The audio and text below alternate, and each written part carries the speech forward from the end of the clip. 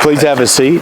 You know, as we were talking earlier, instead of reading your bio, I thought we'd just let you tell your own story. And kind of as Zayo goes next gen, and the future of the company at a very exciting time, I'd love to first let you just kind of tell your background and where you see Zayo today and going for tomorrow. Perfect. Well, first of all, thank you, Chip. Thank you for having us. Good morning, everyone. It's great to be with everyone here at INCOMPAS. This is an organization that we've got a lot of tentacles into, and at various levels and functions in our organization. So we're super excited to be with all of you this morning. A little bit about my background. I've been with Zayo now a year and a half. Previous to that, I saw Jeff, for those of you who are here an hour ago or half an hour ago, I saw Jeff from Verizon. I worked for 15 years at Verizon. Started out in the public policy group, so for you lawyers in the audience, I did government affairs, regulatory affairs, external affairs, and then I moved over into the operations side of the business. By the end, I think I had 8 jobs in 15 years at Verizon. So I saw the wireless business, the wireline business, corporate, the East, the West, the South. By the end at Verizon, I wore 2 hats, not at all connected, but for historical reasons. I was the president of the public sector group, about a $5.5–6 billion business, and then I ran something that we had created over a number of years called Verizon Connect, which is still today the largest fleet management SaaS platform in the world. We built that organically and inorganically. It was an adjacency that Verizon was interested in, and it was a great experience working with a lot of smaller companies and acquiring companies and integrating them. I think probably most folks in the audience know Zayo, but if you don't know Zayo, founded in 2007, went public in 2004 or 14, went private in 2020. We're a medium-sized communications, digital infrastructure company. Our bread and butter, product-wise, historically, has been fiber and transport, packet. We've recently started to expand into managed services and managed edge. I don't know, some of the numbers or data on us, about 137,000 route miles, about 15 million fiber miles, 1,400 on-net data centers, 250 tier 1 IP pops all over the world. I think we're 8th on the CADA listing of internet service providers. So we're focused on, with our large strategic customers, the carriers, the hyperscalers, we're focused on mission critical infrastructure. And then for everyone else, our enterprise customers, our large enterprise customers, really focused on helping with accelerating their digital transformations. Well, as we gather in Denver, as you tell the story of Zayo, Zayo birthed just up the road in Boulder. Really a great competitive success story. And as the country really makes historic investments into the fiber networks and extending fiber and going to 5G. As you work to transform Zayo from where it has been to where y'all hope to go, tell us what that looks like. What is the transformation? How do you define success? When people hear Zayo, what do you want them to know and think?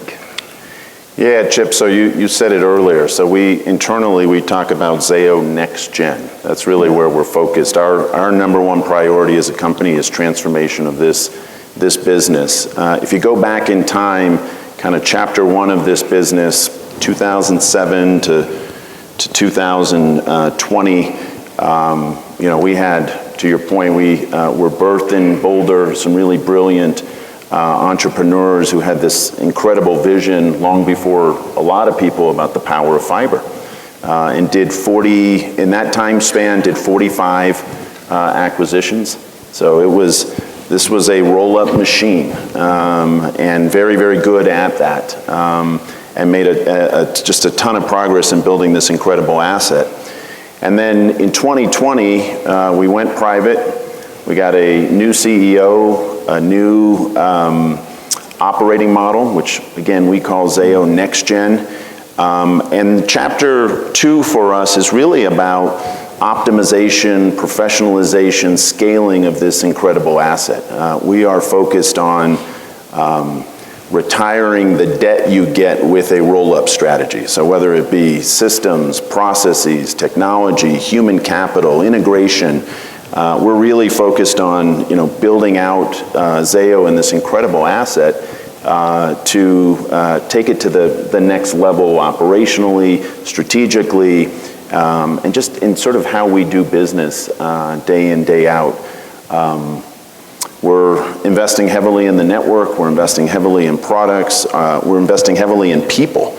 So we've grown organically and inorganically since the time I've been here about 50%. It's a dramatic amount of investment, as many folks know in this audience, I'm sure. We've got two of the most sophisticated and deep-pocketed infrastructure investors in the world in EQT and Digital Bridge, and they are eager to take this incredible asset and take it to the next level. So success for us is, first and foremost, we've got to eliminate, if you do business with us, we've got to eliminate some of the friction that we have with some of our customers and our partners.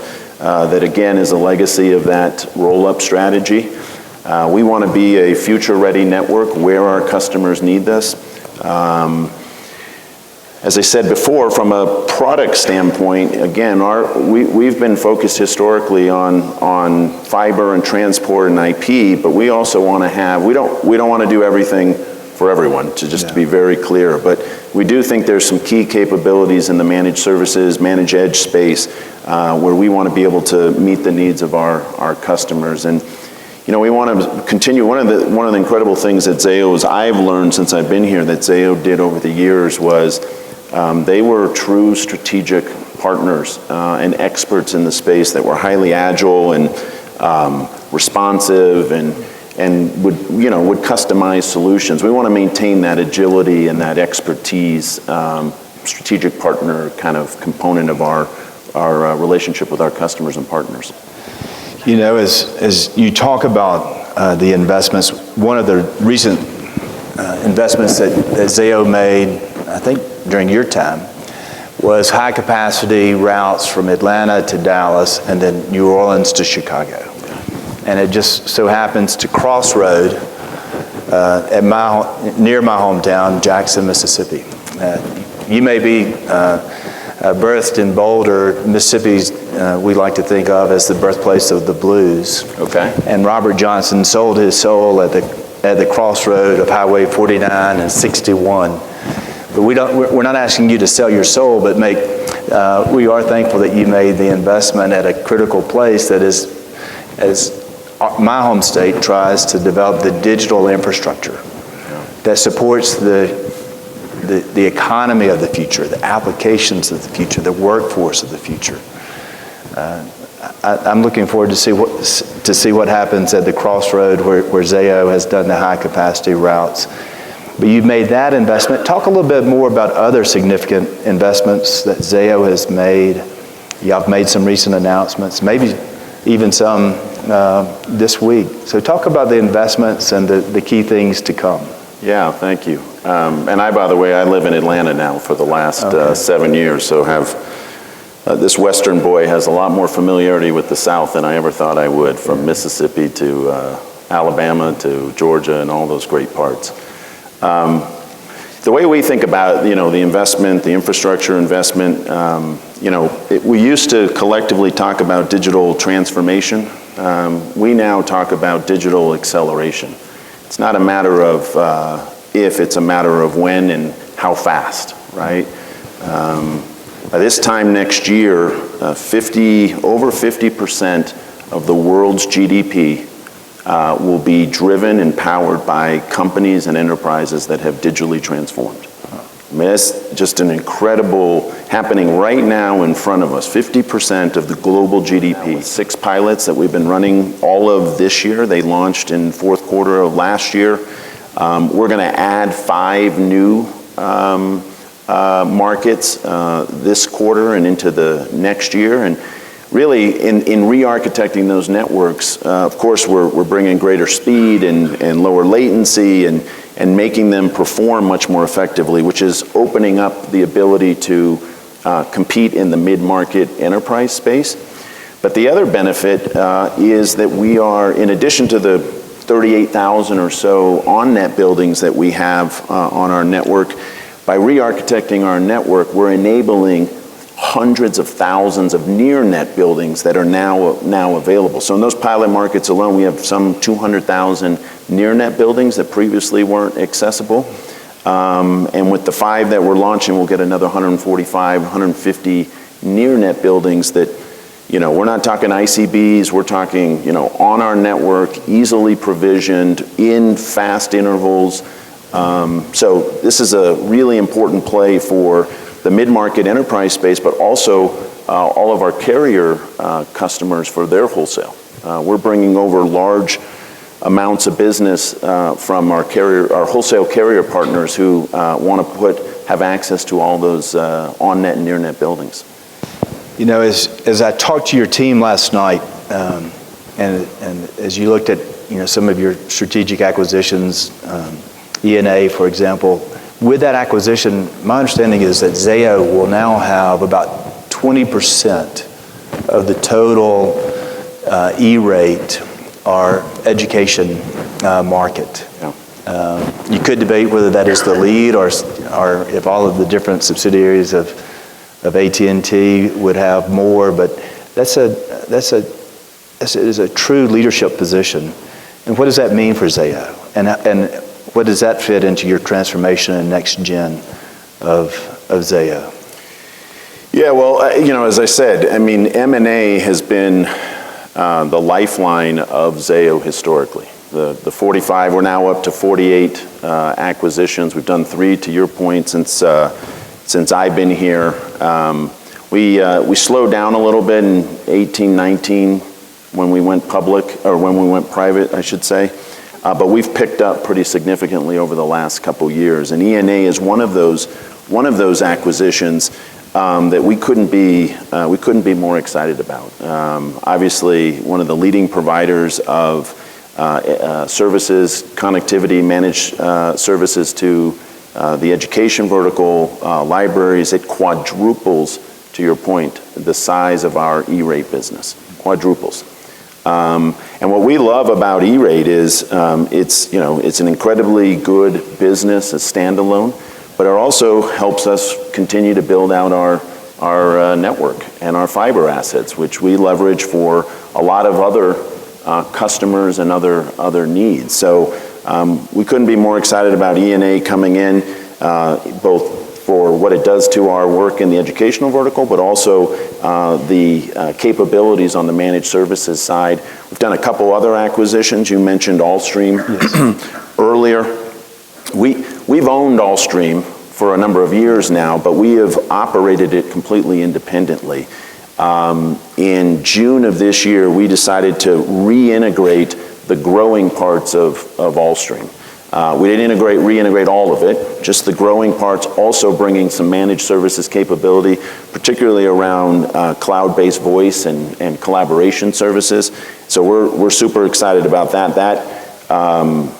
We pulled that off this month, so that integration happened at the beginning of this month, and then I'd be remiss if I didn't mention QoS Networks, which is also a huge part of our strategy, which we acquired in January of this year, a managed edge, really one of the leading managed edge providers. Super excited about the synergies between their capabilities and things like standalone SD-WAN and SASE or SASE Lite with our core networks and ability, again, to serve that core, serve the cloud, serve the edge, and bring those all together in a very seamless way. We will continue, we have very aggressive investors who see the strategy here is both organic and inorganic. So we will continue to be very aggressive in the M&A space. We're interested in network tuck-ins. We're interested in strategic capabilities still. ENA and QoS were our first capabilities acquisitions that we've ever done as a company. And so we're interested in some key spots and doing a little bit more of that. And we're also interested in, expanding in Europe, where it's an important but smaller part of our business. As I'd listen, digital acceleration, many people compare the current age, especially with fiber, is a land rush. And as the backbone of all future networks, whether that is 5G and wireless and mobility, fixed wireless, the densification of fiber, and you have a great team here. And I heard y'all have 70 different meetings. Talk a little bit about, while we're all here, how your team engages with many of our member companies. What are the opportunities for those who are here to do business with Zayo, to partner with Zayo, to be part of this next gen and acceleration and core network capability? So talk a little bit about just how to engage with Zayo, how to do business with Zayo, and hopefully here at INCOMPAS. So one of the things I would just acknowledge for those of you who do business with Zayo and have historically is we've not always been the easiest to do business with, right? Part of our transformation is acknowledging where we need to get better. We know we have this incredible asset. We know we have great set of customers and partners, but again, that roll-up strategy has its downsides as well. So one of the things we have done with Zayo Next Gen is that new operating model. So in that new operating model, we have a entirely new go-to-market vision, structure, and capability. So for our most strategic customers, the hyperscalers, the carriers, we have a strategic group. It's probably 40 to 50 accounts. I don't know if he's here. I know members of his team are, but Brian Daniels leads that team for us. And they're very active in, again, working with our kind of 40 to 50 largest customers. But then the other thing we did then is we launched a large enterprise team, which is probably most applicable to most of the folks that are here. That team is led also by an individual named Derek Gillespie, who will be here. I see members of his team in the audience over here who would be excited to talk to you. And then we verticalize those teams. So we have 4 different clusters of verticals, including a carrier group. Scott Erickson's in the audience here, who'd be happy to talk to anyone kind of from the carrier world. And then we have a mid-market team that captures kind of the rest of the base. And we're highly verticalized now, not just in how we go to market, but also how we serve our customers and our partners. If you remember working with us before Zayo Next Gen, you had regions which were highly autonomous, and it was great because they could make decisions, they could move fast. But if you needed to do anything that crossed regions, it could be a little bit of a bear logistically. And so we've broken down those barriers. We've organized around these go-to-market. We also have a channel group that's very, very active, and we're open for business. We want to do more business. We think we're in a better position now than we've ever been from a service delivery, from a network assurance standpoint, to earn and to keep your business. Well, we have about 5 minutes to go, and what I'd like to do, if you're good, is just open it up. If there's any audience question, as a way to close out our conversation, to have the audience join with us. But it is exciting to hear where y'all are and what you're doing, and it's clear that just like INCOMPAS has had to rebrand, reposition, restructure, adapt to the future as we've expanded and diversified our membership, but still with the core mission of bringing connectivity and competition to the marketplace. You've got a great story to tell. We're excited about it. Yeah. For those of you old enough to remember, we jokingly say this is not your father's Oldsmobile, right? So we think we got great assets that, as we transform and grow and scale and professionalize, are going to be even better going forward. Any questions from the audience?